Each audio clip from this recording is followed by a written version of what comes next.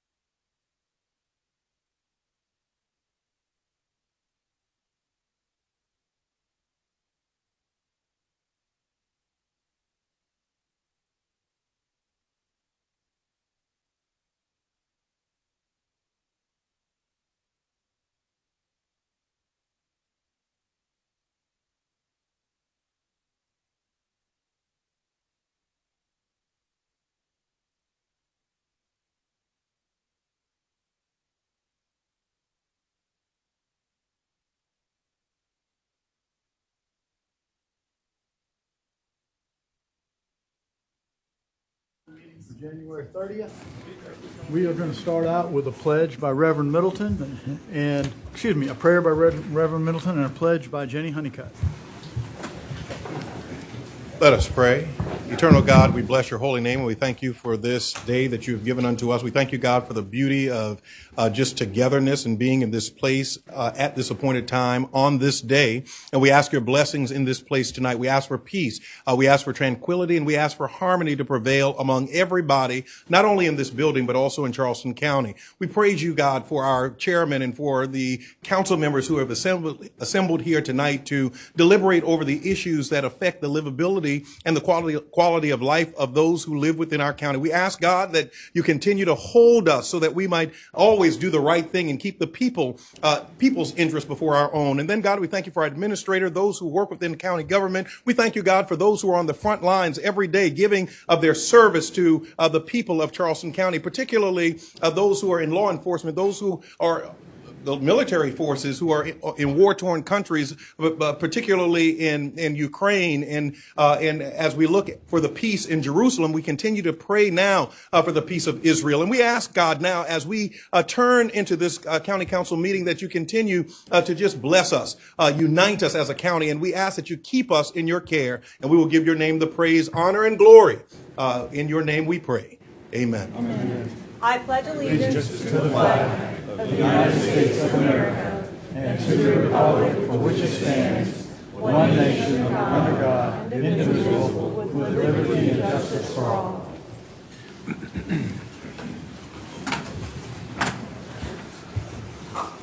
Thank you, Madam Clerk. The Freedom of Information Act. In compliance with the Freedom of Information Act, notice of meeting was posted and agendas were distributed to news media and persons requesting notification. Thank you. Minutes of January 11th. Approval. Moved by Mr. Pryor, seconded by Mr. Moody.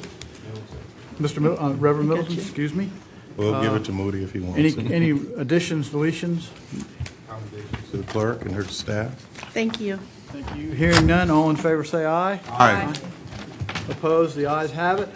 Item number 3, recognitions and resolutions. Emerging Leaders Graduates, Trey Trackus. 3A, 3B.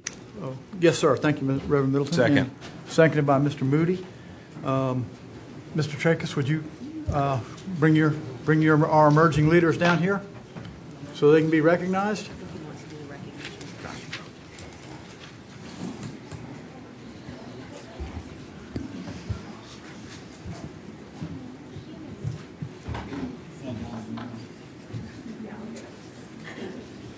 As everybody's walking up to this, I'll go ahead and do a preface of this.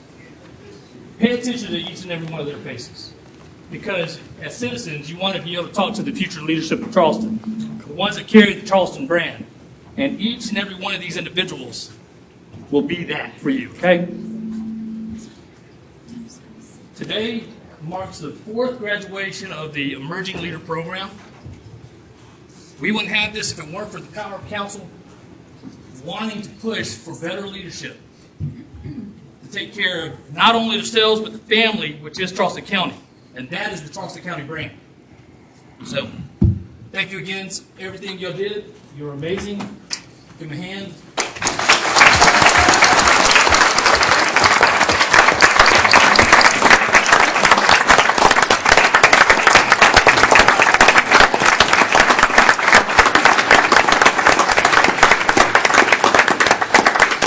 One last note, you will get a return on investment with these individuals. I promise. If not,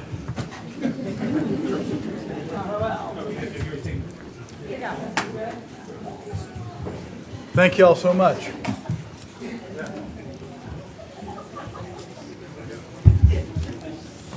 Coroner's Week resolution, Ms. O'Neill.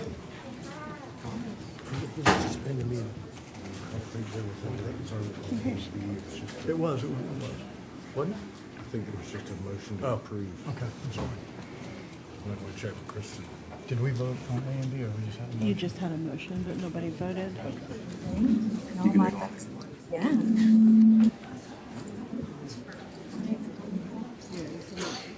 Ready for me to read it? Okay. A resolution of Charleston County Council proclaiming January 21st through 27th, 2024 Coroner Medical Legal Death Investigator Week. Whereas Charleston County employs deputy coroners and medical legal death investigators who provide services in Charleston County, South Carolina. They are the cornerstone of medical legal death investigations. They are professionals who represent decedents, their families, and their communities to ensure that suspicious, violent, unattended, unexplained, and unexpected deaths that occur in their jurisdictions are investigated. And whereas the Charleston County coroner and her team ensure every citizen is represented by a qualified and experienced medical legal death investigator to ensure knowledgeable, comprehensive, and compassionate investigation into the deaths of our citizens and visitors. And whereas the Charleston County Coroner's Office aims to attain the highest quality medical legal death investigation standards, which are consistent with national standards and are an indispensable component of the public health and law enforcement systems as they speak for those who can no longer speak for themselves. Now, therefore, be it resolved that Charleston County Council does hereby proclaim the week of January 21st through 27th, 2024 as Coroner Medical Legal Death Investigator Week in honor of the coroners, deputy coroners, and medical legal death investigators who serve our citizens every day. Charleston County Council, Herbert R. Sass III, Chairman.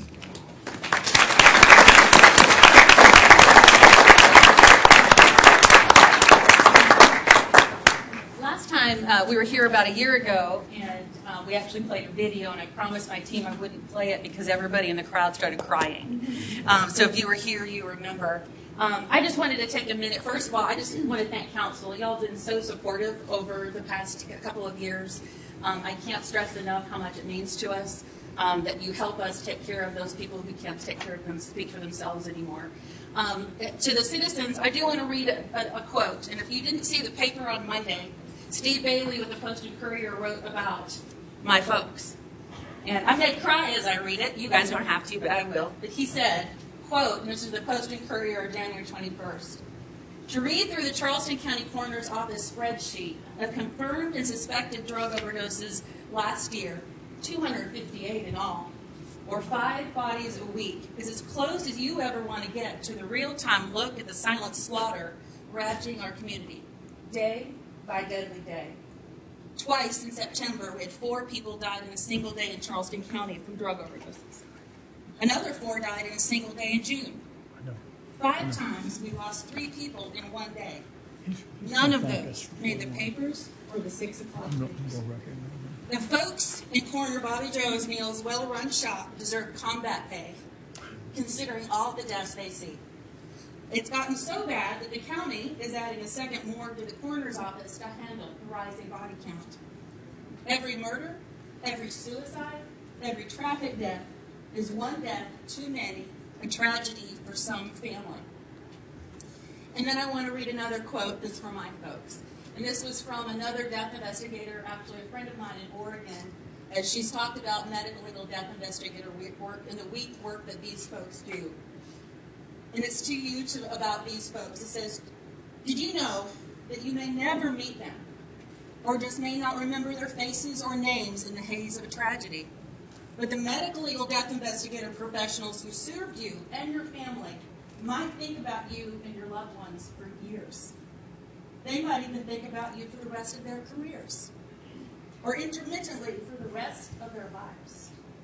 They might have cried over your loved ones and cried over your loss of your loved one, and they might do it again in the future. You guys are exceptional. Thank you very much for what you do. And I want to acknowledge one person, Dottie Lindsay. She's been serving you for 25 years in the Charleston County Coroner's Office. She's retiring in about 3 weeks. And you have served Charleston County.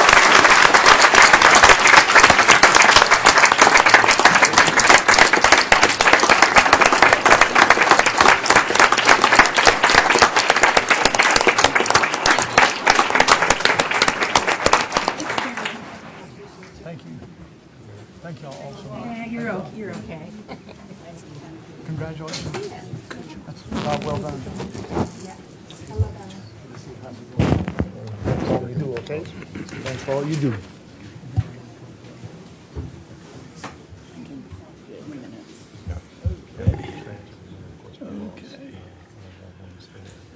Next item is executive session. We are going to go into we have a motion to go into executive session. For executive session as described. What is the description? Moved by Mr. Moody, seconded by Reverend Middleton. Ms. Ham, do you have anything to say? No, sir. I think it's pretty much outlined on the We're- agenda. Yes, sir. Legal advice regarding historic preservation ordinance and ZLDR amendments. That's right. It's been moved and seconded. All in favor, say aye. Aye. Opposed? The ayes have it. Thank you. When we come back, we'll do public comments. I'll suspend county council and we'll do public comments, and then we'll continue the rest of the council meeting. Thank you very much. We'll be right back.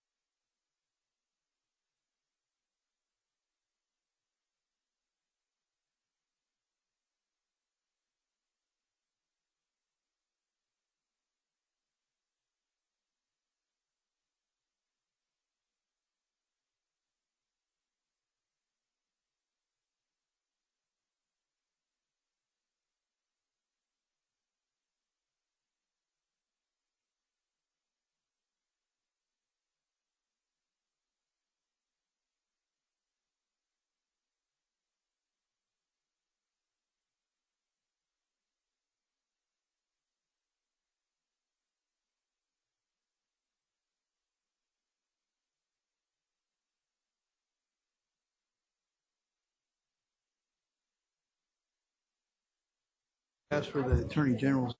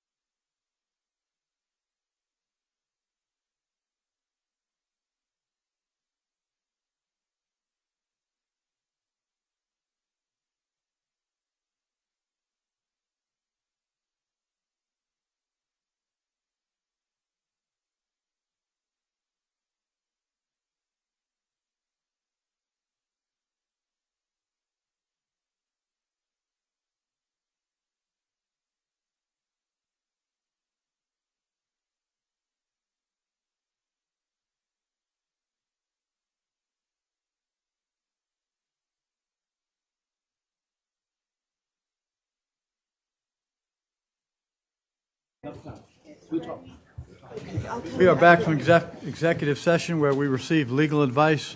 No votes were made. I'm going to disband county council so we can do public comments, and public comments will start right now. Ms. Worcester? Yes, we have the first person is Anthony Bryant, and then Cindy McKinley, and then Donna Wyndham. Happy New Year. I miss you guys. All right. I miss Happy you. New Year, Mr. Bryant. We'd be here probably the next year. How y'all rolling out right now? But 2016 and 2017, I made public comment at the reaccreditation of Charleston County Sheriff, City of Charleston Police Department, and a public hearing making comment the U.S. Secret Service handling, protecting the president, internet crimes against children, counterfeit money, 18 U.S.C. 301, 30B warrants to buy telephone and other electronic communications. That kind of human trafficking task force, which is a failure. 2022, 2023, human trafficking task force numbers, horrible. You know, why celebrate something that's losing? Domestic violence, the causation for that is poverty. We got disparities like crazy on that. Families are going crazy because they ain't got no money. That's an issue. Charleston, Berkeley, Dorchester, Orangeburg counties, North Charleston. Well, I'm actually on Facebook, right? I looked at it, I'm in North Carolina State Bureau of Investigations. Now, who would I not know in my community in prison? The question becomes, in the county jail would be, we need to get a report from her regarding the condition of family members in there on a monthly basis, from y'all to her, to make sure they're alive. You got 9 folk in county jail that's dead. You know what I mean? So we need to try to make sure that these families know how their family doing mentally and physically, whether they're alive or not. You know what I mean? Because somebody in my family in there. And so my mind ain't slept for a couple of days worrying about her family member. So we want to make sure that person ain't dead. You know what I mean? Because people have died in there for less than that. They would come in there with a small little offense, and wind up dead. You know what I mean? So when will the black man or woman just go someplace and come home alive? Have a nice evening. Bryant? Cindy McKinley, Donna Wyndham, Arthur Glenn. Cindy McKinley, 4266 Betsy Carrison Parkway, Johns Island. Can you hear me now? Yes. Island Park Place Village is overwhelmingly opposed by local residents. At recent county meetings, 16 residents spoke in favor of rezoning and 31 people opposed it.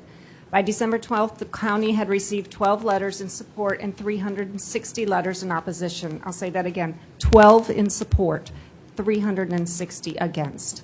2 surveys showed 225 responses in support and over 1,200 responses in opposition to the scale, scope, and environmental impact of this project. The number one goal of all the supporters is to reduce their commute time for their traditional medical needs. But the developers have repeatedly stated that they envision a wellness facility with mostly homeopathic services to complement but not replace traditional medicine. Given that only 40% of the facility is designated for medical services, most residents will not receive the traditional medical care they are asking for, especially since this is not affiliated with any hospital system.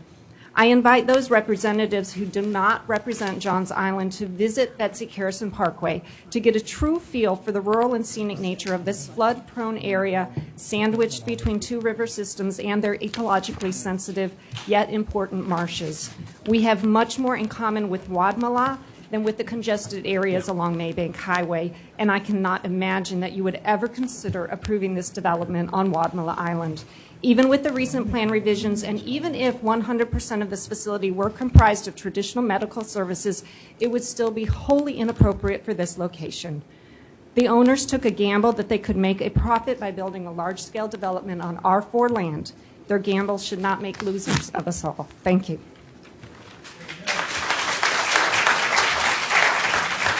Donna Wyndham, Arthur Glenn, Collie Farrell.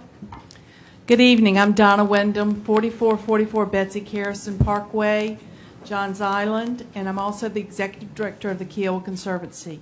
I first want to thank each and every council member for their time and service and for the effort and time spent in reviewing the letters that have been sent to you. I hope that you will look at what the people are saying. It is overwhelming, not only from an environmental standpoint that these people are objecting, but for other reasons as well. But as the public representatives, we have Mr. Boykin and Ms. Honeycutt are against this. This is in their district. I hope that the other members of council will do what we have asked you to do and come visit us. Come see this land. See how precious it is. But do not vote to destroy this beautiful area of Johns Island. Thank you so much. Thank you. Arthur Glenn, Collie Farrow, Jacob Smith.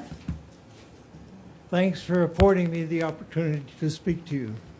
My issue is this requested change for the Health and Wellness Village on Betsy Carrison's Parkway, and I certainly hope you will be against it. I understand the Planning Commission has recommended against the approval of this requested change. Since the recommendation, I do know that the applicant has modified the request, but even after reviewing that, I still would stand against having that approved. I've owned property on Johns Island for 40 years and have probably driven by that property several thousand times. I believe the current zoning is appropriate for what we want as residents of that area. The existing zoning is in place because of the desire to keep Johns Island as rural as possible, with exceptions for needed services. The proposed village adds services that already exist or are in late stages of development, both at MUSC and the property next to Fresh Fields that will be anchored by Harris Teeter, plus have nearly all of the activities that are proposed for the Wellness Village. Cluttering Betsy Carrison Parkway with the proposed village will duplicate these services, which already have the kinds of road systems that we need to handle the traffic. Our elected representatives, Jenny Honeycutt and Joe Boykin, are against the proposed change, and they're familiar with a large number of Johns Island people who also oppose this approval. With these thoughts in mind, the only reason I can see for approval would be the increase in tax base above that which could be advantaged by having built there what is already in the zoning of a commitment. That's not a good reason to destroy the beautiful scenes along Betsy Carrison that attract prospective residents to our islands. Consider the appreciation of the property values that we've seen at both Kiowa and Seabrook. And that more than offsets what small amount of increase you would get by the approval of this village. Time. Farah, Jacob Smalls, Brad Belt. Thank you, sir.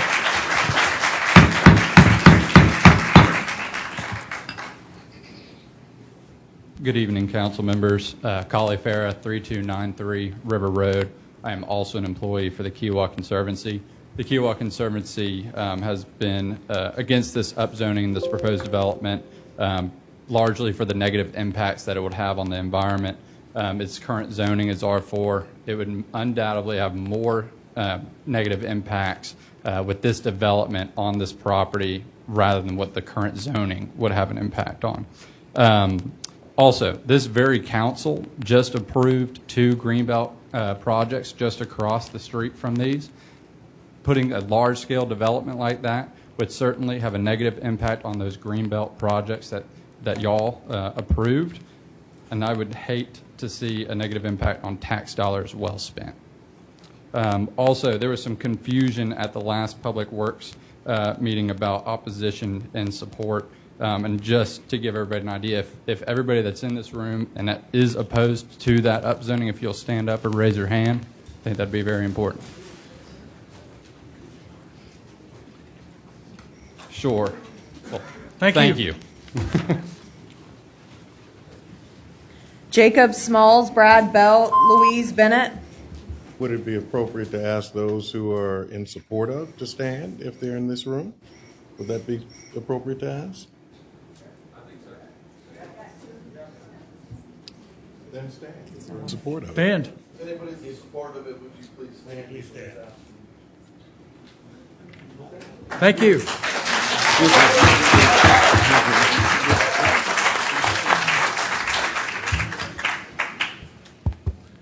Good evening. Jacob Smalls Jr. Grew up at 3866 Betsy Charleston Parkway, across from the Catholic Church. I've lived there all my life. As a young man, the island was everything. We grew up. I'm a farmer's grandson. You couldn't remember when you could go side of the road and get fresh vegetables and take it to your house instead of going to the grocery store and pick things up. Traffic is atrocious right now.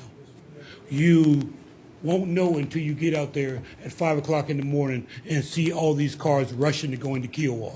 I mean, it's, you wouldn't know, but it's there. It's very bad. Then you're adding something else there right adjacent from my church where I grew up at. There's a lot of things growing. The young man just say there's a park about to come up adjacent from there. I propose banning all growth on Johns Island, period. We have a great place that we want to preserve. We have a place that, we have property that we want to hold on to. We have history that we want to help develop and keep going on. Why all the change? I'm just the messenger. Please don't shoot the messenger. But I'm just, excuse me, sir. I'm just here to say that I oppose having that development grow up on Johns Island. Thank you, sir. Thank you. Brad Belt, Louise Bennett, Mr. Limehouse. Good evening, Mr. Chairman, members of the council. My name is Brad Belt. I'm a resident of Kiowa Island, 151 Bobcat Lane.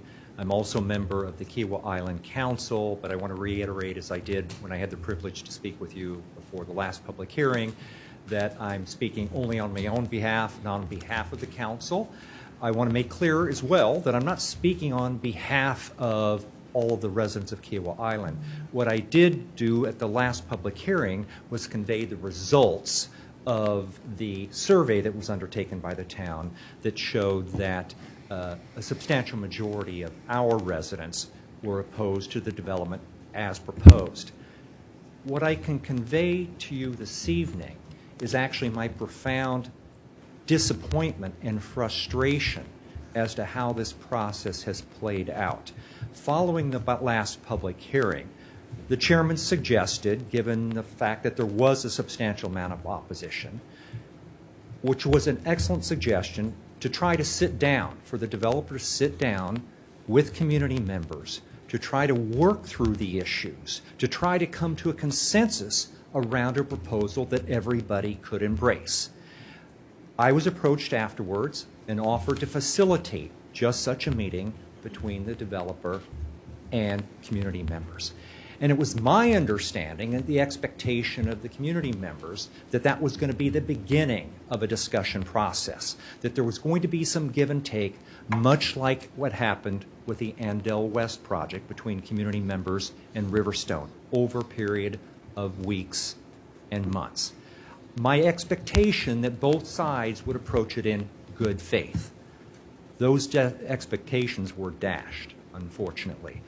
There was a single 3-hour meeting that I hosted at the town of Kiawah Island Community Center.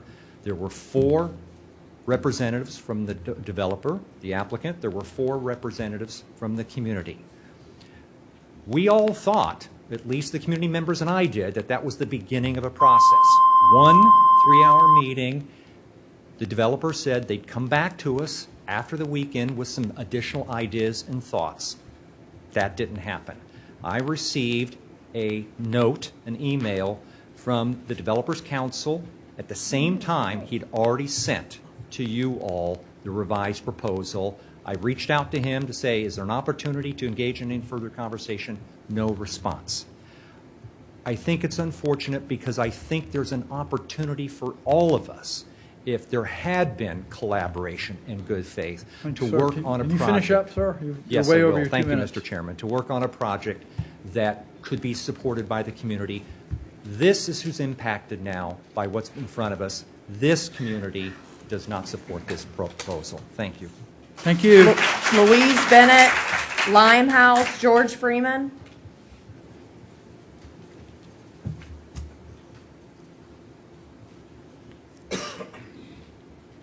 I'm Louise Bennett. I live on Johns Island on Resurrection Road, just below where the development will be. I'm also one of the co-owners of Rosebank Farms, which is currently located directly across Betsy Garrison Parkway from the proposed medical center, although we will be moving this spring to another location. But the Johns Island community did not ask for the Island Park Place Medical Health and Wellness Village. We have asked for traffic solutions, flooding relief, affordable housing, and improved education.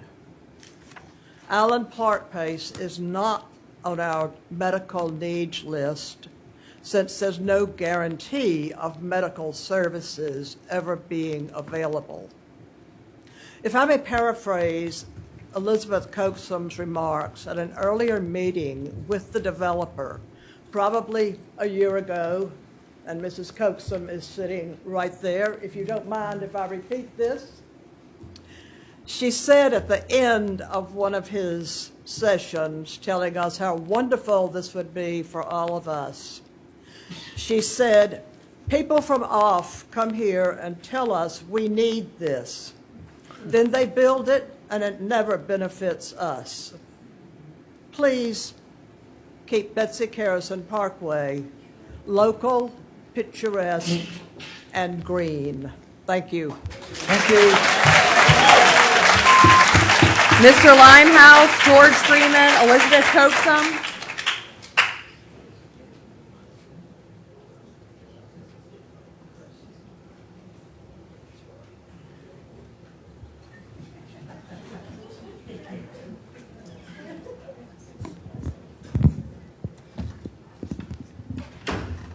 Can you hear me? I kind of feel like Nikki Haley because Trump ain't here.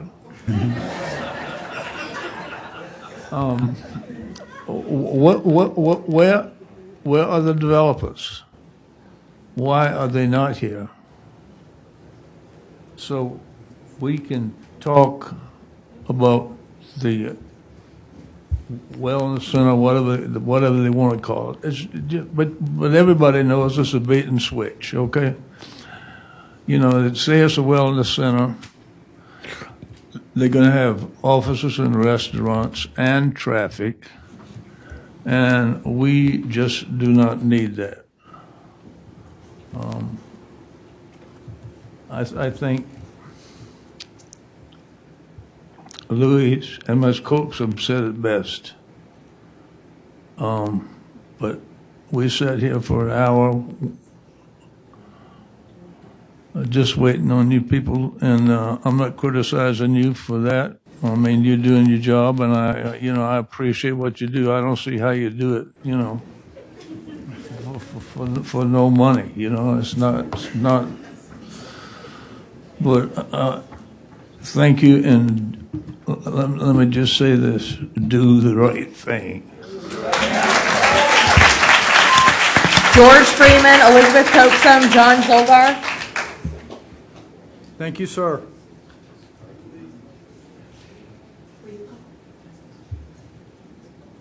Good evening. George Freeman, 1450 Bowman Road, president of the Cage organization. I'm here tonight because I saw something on the agenda about Highway 41, that you're going to do some interim improvements. I'm here tonight to request that you delay this awarding of this contract until you hear from the Corps of Engineers with respect to the Highway 41 project. It doesn't seem like it's a good idea to spend money and then come back and spend money again in the same area. Does not seem to be a good, prudent handling of the county's tax dollars. So I'm here tonight to request that you delay that at least until you hear from the Corps of Engineers on the 41 project. The other thing I'm here for, I'm here again to beg County Council to work with the town of Mount Pleasant to come up with a 4 or 5 foot wide sidewalk in the 6 Mile community from the intersection of 6 Mile Road and to the circle on Rifle Range Road. This sidewalk is greatly needed, although we know that we fought against the town putting in that 10 or 12 foot wide multipath that they wanted to put in, but we requested a 4 or 5 foot sidewalk almost 10 years ago. We do not feel that we should be forced into doing something that we don't want in our community. So please work with the town of Mount Pleasant to come up with the funds to be able to put a 4 or 5 foot sidewalk in the 6 Mile community. That would complete the last part of the sidewalks that we need in the community. Thank you. Thank you, Mr. Freeman. Elizabeth Coaxum, John Zolgar, Ashley Demosthenes. Mr. Chairman, members of County Council, I am Elizabeth Coaxum, 3788 Betsy Carson Parkway. I stand tonight on behalf of the concerned residents of Johns Island. Will the members of the concerned resident please stand? On last week, we submitted a list of the reasons why we are against this development. We also sent in petitions that were signed by the individuals. We are here, thank you. We are here not because we are standing against progress, we are standing against needed changes. We are here to stand against the destruction of a community which will eventually cause some people to have to relocate. We simply ask that as elected officials, while you must perform your civic duties and obligations, please consider the moral obligation of protecting powerless, less fortunate, unconnected, and elderly citizens by considering other options for the location of this medical and wellness center.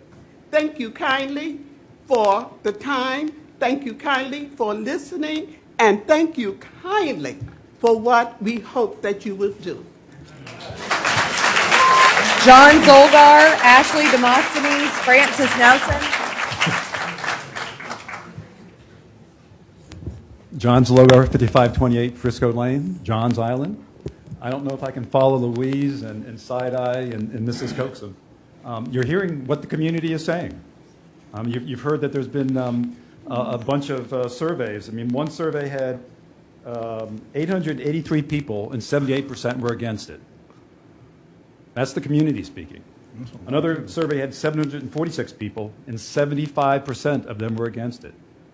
That's the community speaking. There must be 50 people here against this. That's the community speaking. All I ask is that you follow what the community is asking you to do and vote this down. Thank you very much. Thank you, sir. Ashley Demosthenes, Francis Nelson, Tom Stolly.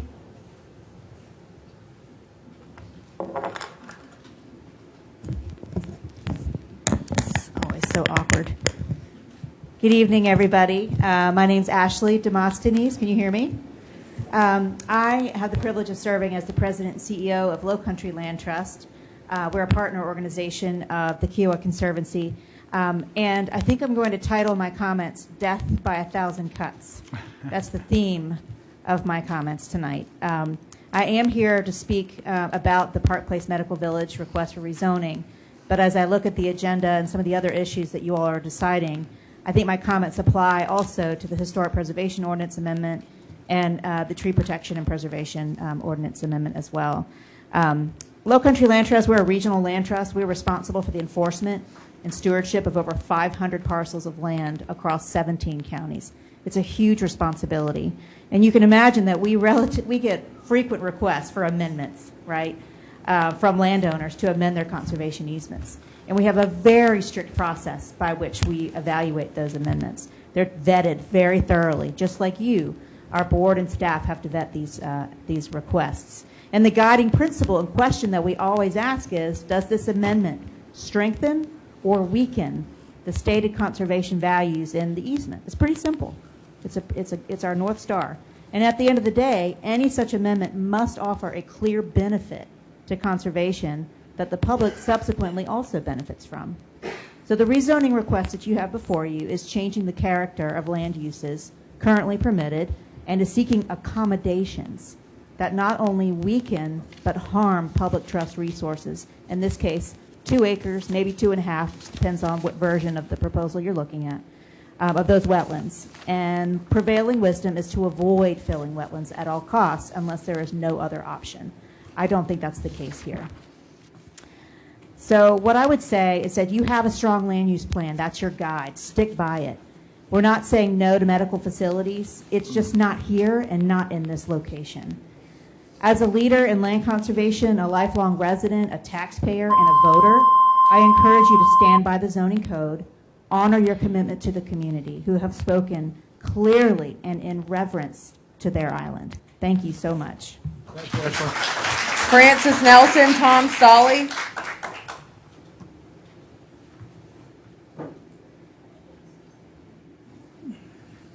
How you all doing?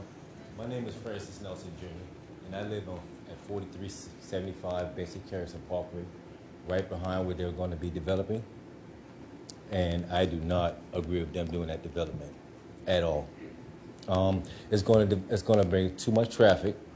They're also trying to build high-rise buildings. I already saw the platform, the format and everything. High-rise buildings, restaurants. They even want to dig a man-made pond behind my place. And that's going to disrupt my mineral rights on my property. So I really don't want them to do that. They didn't need homework with this development. They don't have no parking. We don't know where the sewage is going to go at. And it might be even gas lines back there, because when I burn trash now, I see it's like bubbling gas come from underneath the ground. So they didn't do no homework back then. What if something blow up? And even the land that they bought is kind of wet. That's why they don't got no parking. So what if they develop these high-rise buildings and these buildings collapse? Or anything happens, you know what I'm saying? So right now it's dangerous, and they're going to cut down all these trees, and it's beautiful, and it's going to interrupt our community. We have a very tight community, and it's going to be a lot of traffic, a lot of strangers, and we're not going to like it at all. You know, we got kids back there. You know what I'm saying? I got my daughter back there. We got the Hispanic family back there, and they got their kids. It's like paradise. And it's going to ruin everything with all these high-rise buildings, all these restaurants, and a pond, and new driveways, and all kind of stuff like that. We don't need that. We really don't. It's going to be just too much, I think. It's just too much for that community. Small, tight unit, and that's how we want to keep it. Thank you. Thank you, sir. Tom Stolly is number 15.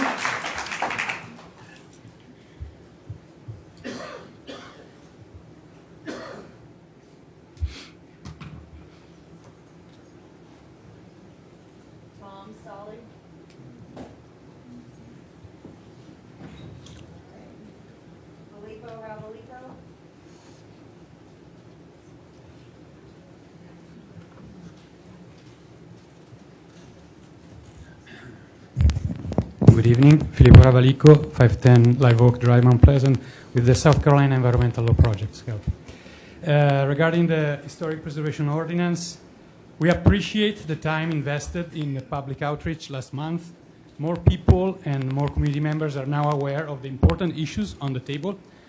Alas, the proposed amendments on the table are still the same as first published in August, and the problems are the same. The original impetus behind drafting the amendments was to provide the Historic Preservation Commission with better guidance in how to do their job, and yet over 6,000 new words, more than the original ordinance, and there's not one sentence on how the Commission is supposed to work with the existing districts.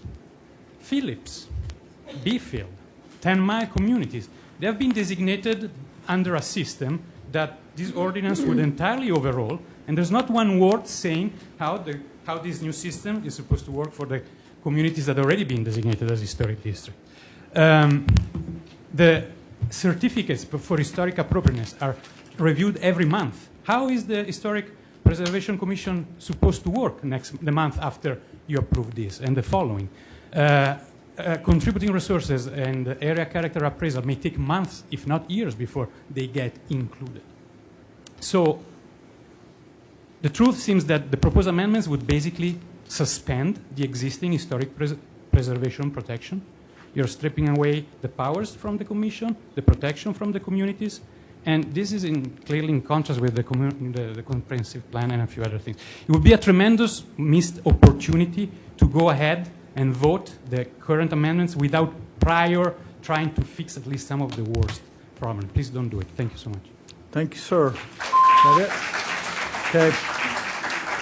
I see that we have a member of Mount Pleasant Town Council here, Mr. Howard Chapman. Would you have something to say, Mr. Chapman?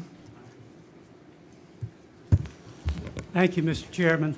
Members of council, I'm Howard Chapman. I live at 824 Natchez Circle in Mount Pleasant, and I'm here to thank you for bringing item 8F, hopefully to fruition tonight. When I first got on town council, that project was being looked at. It has been a project that the town staff and the county staff have been trying to accomplish since before the pandemic. We're not widening 41. It's not like the project that's currently before the Corps of Engineers. It's a simple, straightforward solution. I just would appreciate you voting in favor for item 8F. And again, thank you, Mr. Chairman, members of council, for working with your staff and our staff to come up with something that at least our citizens can start to feel some relief on Highway 41. Thank you. Thank you, sir. All right, we're going to reconvene county council meeting. First one is number 5, third reading ordinances, Charleston Home Program, 2964 Marginal Drive, third reading. Yes, sir. Oh, okay, we'll wait till everybody gets out of here. Okay.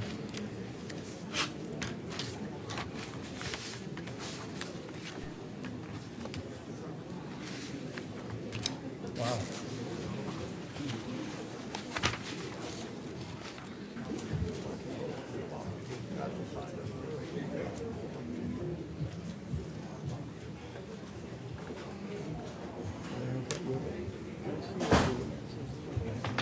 The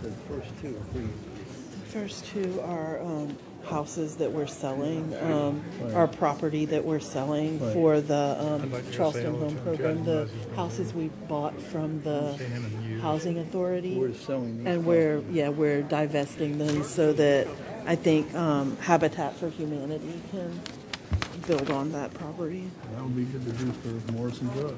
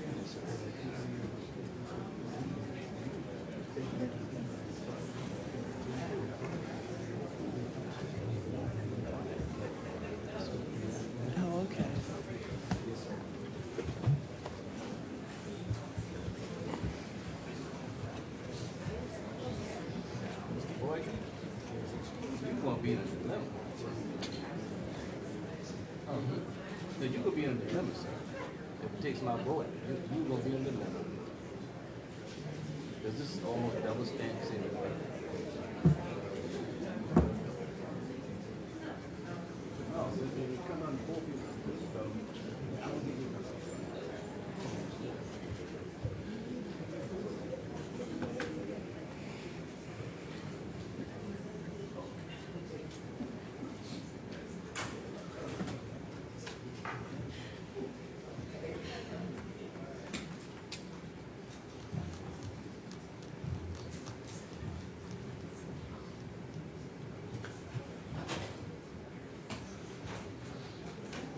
The chairman's at it, so.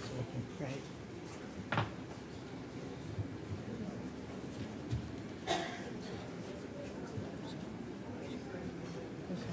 Yeah, that's fine.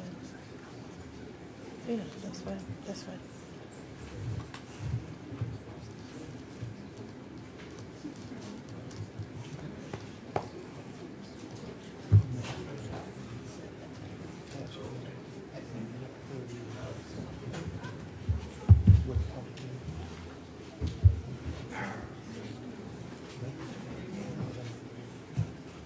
Okay, thank you. 5A, Charleston Home Program, 2964 Marginal Drive, third reading.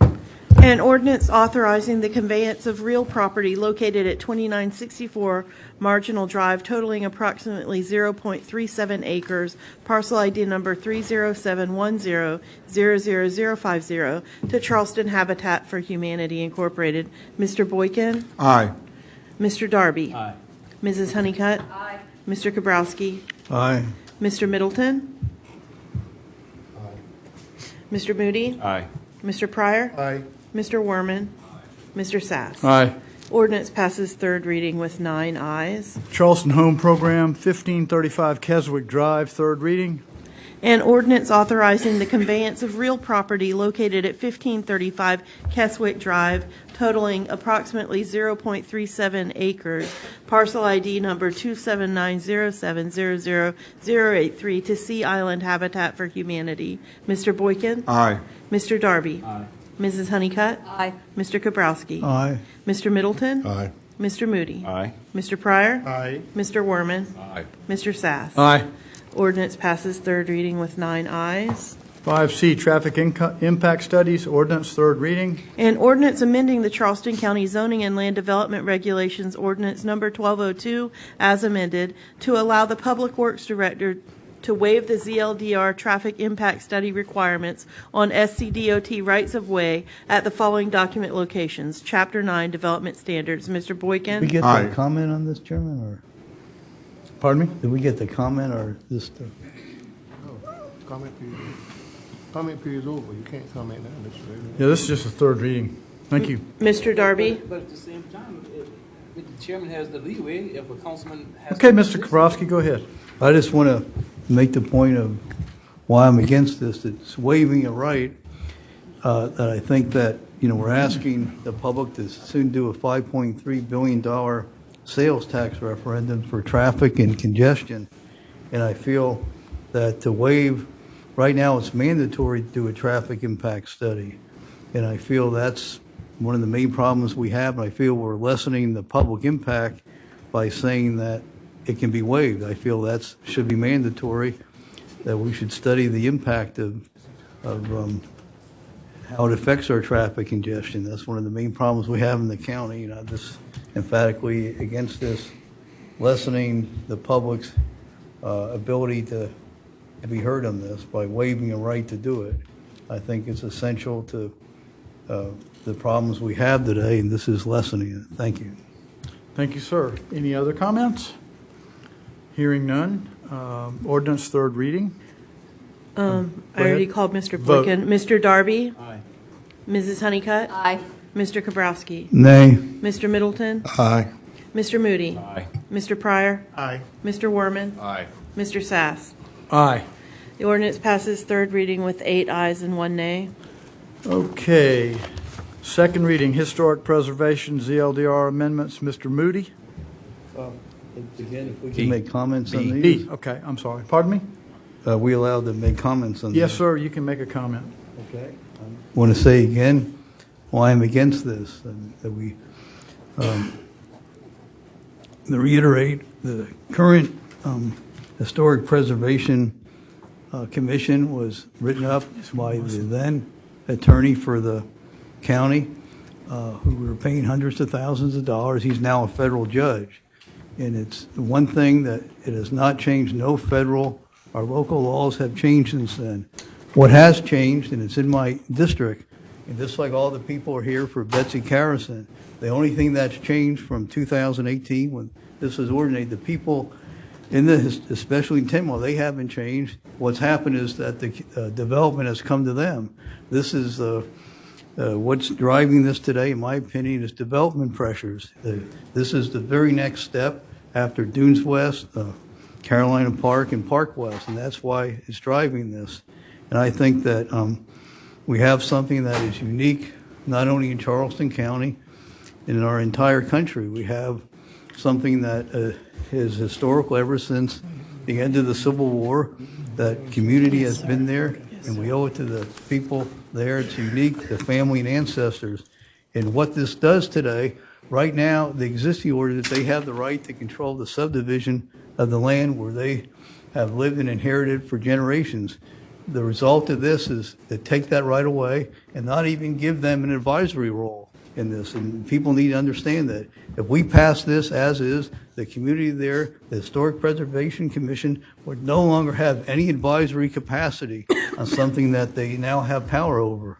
And I think if we do this, 5 or 10 years down the road, we will no longer have historic black settlement communities. You might have historical markers, but we would end something that I would never want to do on my watch, and future generations will judge us by this. We'll lose some of the heart and soul of what Charleston is, and it's an area that I've been through. I've heard Betsy Carrison, I've been through this 1,000 times on the way to McClellanville. We would lose some of the heart and soul, what makes Charleston unique, by depriving the community of the right to even have an advisory role. And I asked and begged my fellow members. We've heard very impactfully tonight a standing room only of people who preserve and love where they live. And I saw last week the passionate arguments of the representatives who represent those people. I represent the people in 10 Mile. They feel just as strongly and deserve the same voice. And I beg you to consider that and what we would irrevocably change if we pass this tonight, to deprive them of the right to have the impact, and then we lose something in the heart and soul of who we are.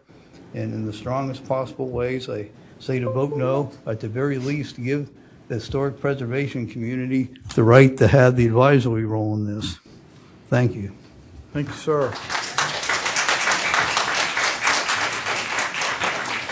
Any other comments? Hearing none. Oh, I'm sorry, Mr. Worman, I'm sorry. I looked away. I'll be brief. You know, I know we're on second reading. I understand this is amenable up to third reading. I do think we need to get the process moving, though I certainly hope there's some ability to have some more engagement, particularly with respect to some of the comments we heard today. And I would echo where I'm at with Mr. Kabrowski. I do think, as for the subdivision issue that's gotten most of the attention, although certainly shouldn't get all the attention, I do think an advisory role would be appropriate. So that's where I'm going to be on third reading as well. Thank you, sir. Any further comments? Hearing none. Madam Clerk? Yes, sir. An ordinance amending the Charleston County Zoning and Land Development Regulations Ordinance Number 1202 as amended at the following document locations: Article 3.1 General, Article 3.6 Special Exceptions, Article 3.7 Site Plan Review, Article 3.10 Zoning Variances, and Article 8.1 General, with the right to amend up to third reading. Mr. Boykin? Aye. Mr. Darby? Nay. Mrs. Honeycutt? Aye. Mr. Kabrowski? Nay. Mr. Middleton? Aye. Mr. Moody? Aye. Mr. Pryor? Let me change that to nay. Thank you. Mr. Werman? Well, nay, I guess, if it's moving forward either way. I just wanted to keep the process moving, but I don't want to pass it in its current form, so nay. Mr. Sass? Aye. The ordinance passes second reading with 5 ayes and 4 nays. Thank you. 6B. Chairman. Yes, sir, Mr. Moody. Move to approve with the right to amend up to third reading the proposed HPC ordinance amendments, including the staff-supported public comments, and hold a public hearing on the proposed ordinance. Is there a second? Second. Mr. Chairman. Moved by Mr. Moody, seconded This by point of Mr. order, Pryor. is this on 6A now or 6B? 6B. We're 6B. Okay, so it's moving to pass it, is that what you're I would saying? ask that staff get this out on the website and, so folks can take a look at it. So when the public hearing comes on the 27th, they'd have enough information well in advance. Yes, sir. Before we make our final decision. Can we do that? Yes, sir. So, are we saying not to vote on this tonight? Is that the No, wait, I just want to understand. We're voting on this tonight. Okay, well then, It's been moved and seconded. okay, I would just reiterate the same comments I had for 6A and realize we're changing the course of history here in something that's existed in family since 150 years, and we're putting that in jeopardy and the time it will no longer exist. And it's because I believe development pressures as putting that over the people who live there. Thank you, Mr. Kaprowski. Any further comments? Hearing none. Madam Clerk? Yes, sir. An ordinance amending ordinance number 2028 adopted August 21st, 2018 as amended, and Chapter 21 Historic Preservation of the Charleston County Code of Ordinances to revise the approval criteria for a certificate of historical appropriateness, to create a review process for staff approval of certain applications for a certificate of historic appropriateness, to amend the types of zoning permit applications exempt from the requirements of a certificate of historic appropriateness, to create a process to amend designated historic properties and historic districts to include notice provisions as amended tonight by Mr. Moody's motion, and with the right to amend up to third reading. Mr. Boykin? Aye. Mr. Darby? Nay. Mrs. Honeycutt? Aye. Mr. Kabrowski? Nay. Mr. Middleton? Nay. Mr. Moody? Aye. Mr. Pryor? Aye.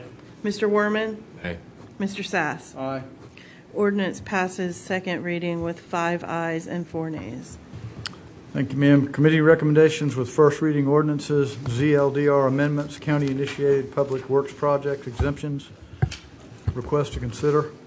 Move to approve. We have comments on this one as well. It's been moved by Mr. Moody and seconded by Mr. Boykin. Discussion?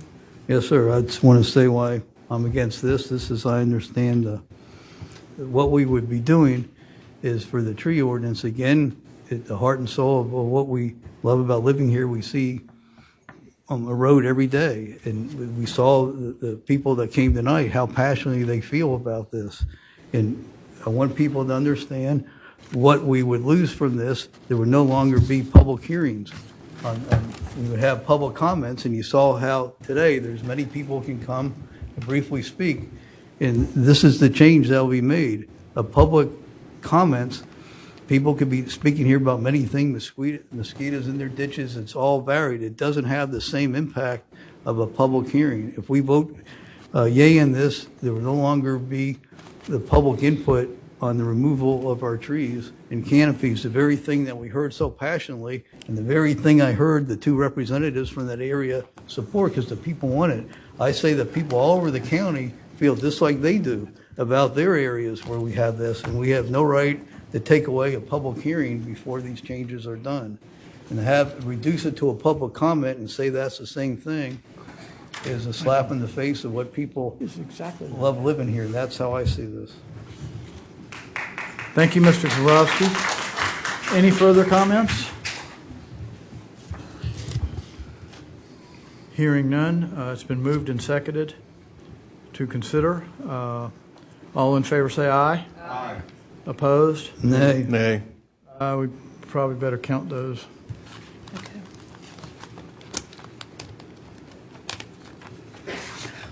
Mr. Boykin? Aye. Mr. Darby? Nay. Mrs. Honeycutt? Aye. Mr. Kabrowski? Nay. Mr. Middleton? Nay. Mr. Moody? Aye. Mr. Pryor? Aye. Mr. Werman? Nay. Mr. Sass? Aye. Ordinance passes first reading, well, the motion passes 5-4, and now I need to give it first reading.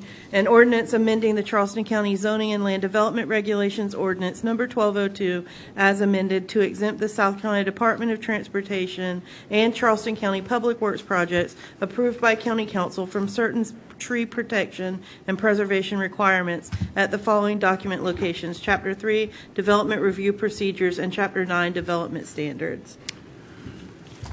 All right, thank you. Next one, 7B, S3 rezoning for 10 Mile Community. This one should be easy. So, do I have a motion? Moved by Mr. Pryor, seconded by Mr. Werman.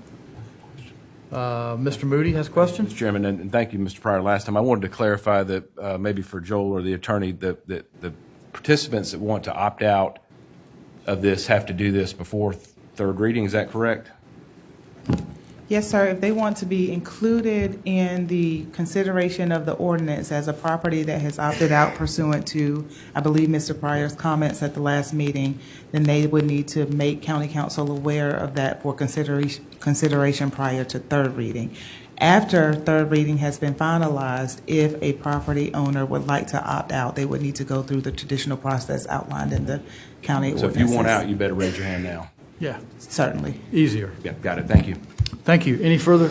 Up to third reading, too. Okay, we can add that. Yes, sir. Are you okay with that? Yeah. Everybody's okay with that? Okay, thank you. All in favor, say aye. Aye. Aye. Opposed? The ayes have it. Thank you. 8A, indefinite delivery contract, engineering services for Charleston County Transportation Committee, related projects on as-needed. I'll go A through F. Moved by Mr. Pryor, seconded by Mr. Boykin. Was that for A through That was F? 8A. A through F? Was that A through F? That's fine, that's fine. But what Mr. Freeman was talking about, can I get an explanation, what he was talking about, the cores, before we vote on F? That's 8F, correct. Because the 41, Phyllis mentioned from Mr. Havisham, them haven't spoken out against this, so I don't want to, go against something that they haven't spoken out against. Councilmember Pryor, the Highway 41 interim improvements that are before you tonight are isolated intersection improvements. That's right. At Joe Rouse and at 17 and 41. They are minor improvements. We're not acquiring any additional right-of-way. I believe we might need a slope permission or something from the drugstore. Okay. But we're just doing minor improvements to try to fix some of the traffic burden at those two locations. to That's what I help. thought I read, but I just wanted to make the public aware. Yes, All sir. right, thank you, Mr. Chairman. Thank you. Any further questions? Move for A through F. Second. A through F, moved and seconded for A through F. Any further questions? Hearing none, all in favor say aye. Aye. Opposed? The ayes have it. Thank you very much. Number 9, Finance Committee recommendations, third transportation sales tax referendum adoption timeline. Move to approve. Second. Moved by Reverend Middleton and seconded by Ms. Honeycutt.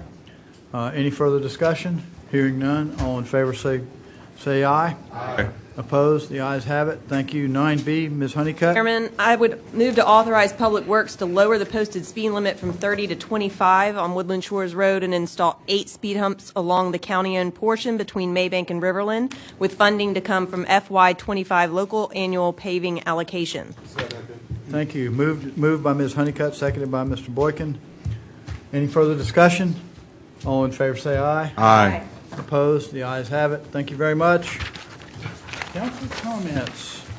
Mr. Middleton. Thank you very much, Mr. Chair. Very robust conversations and discussions tonight. Thank everybody for their perspective, the county attorney for always advising us extremely efficiently, and thank all of you for your professionalism as we deliberate over these very sensitive matters. I think everybody's passionate, but I really feel that we respect each other and hear each other, and I would just like to say thank you. Sir. Mr. Moody. Tonight, sir. Thank you. Mr. Darby. Dual experience, sir. It's going to be a dual experience because I'm not going to do one for one community and do for the other. That's not going to happen. So just consider it done, sir, that project. I'm through, sir. Mr. Kabrowski. Well, several things. I think we heard very passionately what people felt like about the natural area where they live, and they all came out in force. And I would hope that we apply that across the county. We had a number of close votes tonight, 5-4. I respect the rights of us to differ, but I would hope that my fear is a longtime resident of living here and for decades and only being here for a year. I've seen how all the time and over the things that I love about living here dissipate. And I felt that tonight we took steps to see more of that disappear. We made it easier to remove our canopies and trees. We made it easier to have more traffic and not require traffic studies. And we made it easier not to have public hearings about the removal of our trees. And we took one step closer to losing something about the heart and soul of what makes Charleston County unique in the country and the world, to preserve the dignity and respect to our heritage here. So I'm sorry to see that happen. And I hope we can undo that for next time. And I want to reiterate, as we go forward, that we should have more choices for the public. And I want to say, again, I feel we need to bifurcate the upcoming referendum. We're asking people to spend, something like $5.3 million, and we put all our eggs in one basket. There's many improvements that are needed in transportation, greenbelt, and other things. And I hope and pray that we can be reasonable and give people choices. So if none of us know whether we want it to pass or not, what's going to happen? We're not Nostradamus, and we need to prepare. If it doesn't pass, what are we going to do? That means nothing happens. So I would urge us to be reasonable and consider bifurcating it in terms of spending all that money. That it's unimaginable to most people, the amount of money involved. And I ask to consider the welfare of the people and the love of the people have here for our natural areas. And again, I'm sorry we lost some votes. I respect the vote of the majority, but I thought that we have less impact from the public than before we started tonight. Thank you. Thank you, sir. Mr. Werman? Thank you, Mr. Chairman. I'd echo a lot of what Councilman Kowalski had to say. I too support bifurcation on the 526 issue. I too would have preferred certainly a full public hearing rather than public comments on the tree ordinance. But I will differ only slightly on historic preservation, where I would just note, well, I guess like Councilman Kowalski, I would not, move to adopt it in the amendments in their current form. However, I just want everyone to keep in mind that this was a innovative and new project when it was created, this ordinance. I understand the frustration of the community having to come back and sort of change their protections, but I do think we've learned more in the time since. I think we have an opportunity to make it stronger and make the protections much stronger on a sort of holistic basis when we talk about the zoning changes like we're doing in 10 Mile. And when we combine, all the tools at our disposal, I do think we've got a real opportunity on third reading to really strengthen the protection for those communities. So I think, agree with most of what you said, Councilman, but would put a big asterisk there and hope to strengthen them here soon. Thank you. Mr. Pryor? Thank you, Mr. Chairman. Mr. Kowalski, all is not lost. We got one more reading, and the reason it was moved to third reading was to give the public to come back out and take a look at some of the amendments that we have made. I think it would have been unfair for us to either kill the project without the public having another input. And so that's why I supported moving it to third reading, but all is not lost. I mean, all these things that were moved to third reading, there's the final. Third is the final. And, if it doesn't align up with what we think or what I think it should be, then I'll have that opportunity on third reading to vote no. And so that's why I voted the way I did. I've always been a person to give the public a chance to come and put their input. I'm not stuck on a yes or a no. I'm flexible. But I think when we come in with a preconceived notion that I'm going to vote no regardless, I think we do a disservice to ourselves and to the public. And so that's why I voted to move this forward, to give the public an input. Thank you, sir. Thank you, Mr. Pryor. Mr. Boykin? Well, I just want to say thank you to all of you who came out tonight from District 8 and District 9. Made your voices heard. Apathy is a terrible thing. I love the engagement. I think Wabalaw's rubbing off on us, which is not a bad thing. I beseech all of us on council to please listen to all these voices. This isn't manufactured. This is from the heart. These are folks that live there every day. Councilwoman Honeycutt and I, do our best to represent them, and I just, I think I hope I'm on the same page with Mr. Darby. We're doing good things for 10 Mile community. We're putting those protections in place. Those folks have been loud and clear about what they want, and we're responsive to that. I hope that we can do the same for the folks down on Johns Island, Betsy Carrison, and hear their voices as well. Thank you. Ms. Honeycutt. Yeah, just a few things. Again, thank you so much for the communities that showed out. I have to say, since I've been on council, that was the most obvious display of unity between Districts 8 and 9 that I think we've ever seen. So it was actually incredible to watch from up here. So thank you all for making the trek down over to this side of town. I also want to say thank you to Adam Friend, again, who's here advocating for the Woodland Shores community, and Julie. Hey, Julie. Who have worked really hard. There was a statement today from Jen Drummond, who was the individual that was hit last June. They still have not made an arrest in that case, really left to die on the side of the road. And this is one way we can make that community safer. And so I appreciate council listening to the will of this community, for the community stepping up and engaging. I look forward to meeting with y'all on February 6th. Speaking of meetings, we've had 2 of our transportation sales tax meetings with communities on Johns Island and West Ashley. Our next one is next Monday night at James Island Charter High School. So I would encourage everybody to come out and see what the county plans to do with this renewal of the transportation sales tax that should be on the ballot this fall. So we appreciate the community engaging in that. We hope that you will, if you can't attend, go to our website, look at what's out on there, and give us your feedback. Thank you. Thank you. Mr. Tootin? Nothing tonight, sir. Ms. Ham? No, sir, nothing tonight. Mr. Chairman. Yes, sir. Mr. Tootin has Carolina 16369. Well aware, sir. Well aware. Well aware. Ms. Ham and I have been keeping. I hope you got it, because I said. What if I was in the cone of silence? Sorry, sir. Well, thank you all. That's great. We do have 1 or 2 things I need to mention. That we will have a public hearing on February 27th. And we will have a March 12th third reading. So we will have that public hearing on the 27th, which is about a month from now. And then we'll have the third hearing several weeks after that. So there's plenty of time for anything people want to discuss moving forward about those amendments. So thank you all for that. I would like to say I've been to the transportation sales tax meetings, and our folks have had good data out there to talk to people about and show them. And I think they've been good. And I also want to thank this committee, this council, for working hard. I think this was a pretty spirited night, and we've done a lot of work together. It's a good council. I'm happy we're all working together, and I echo everything, especially what Mr. Pryor and Mr. Warman said.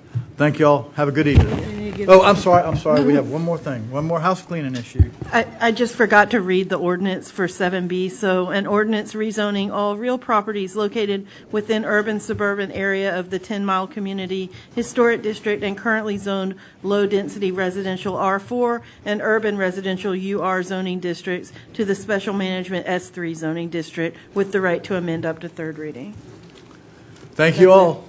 Good evening.